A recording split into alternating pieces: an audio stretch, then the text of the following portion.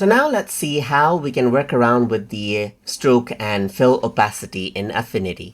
So over here, if I were to go ahead and bring in, let's say for example, this shape right here, I can go ahead and let's say for example, add in a stroke right here just like this. And I can go ahead and let's say for example, go ahead and bring in a color right here as well. Let me just go ahead and duplicate this. So for that, I'm just going to go ahead and right click and copy and right click and paste right here just like this. And I can use the selection tool right here to bring it out.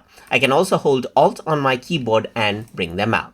So now I'm going to go ahead and change the color of the shape right here. So let's just go around and select this one right here. So now you can actually see that this is what I have. So I cannot actually see beneath this particular shape that I have right here because it is not transparent.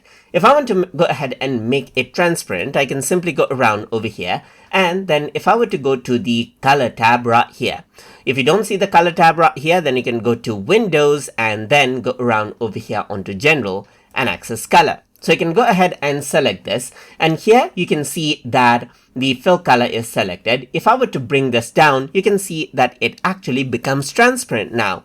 I can do the same right here for this shape as well. So if I were to select it, I can change the transparency and you can see that this is what you have. If I were to go around over here, you can also select the stroke and make the stroke transparent, as you can see right here as well, so that you can see through it. You can go around over here and let's say for example, type in the transparency value as you want as well. If I were to go ahead and then expand out the rectangular options right here, you can see that I can control the opacity from over here on the top as well. And same with the fill color right here, just like this as well. So that is how you can go ahead and work around with the stroke and fill opacity inside of Affinity. So I hope you guys learned something as always. And as always, please like, comment, share, and subscribe.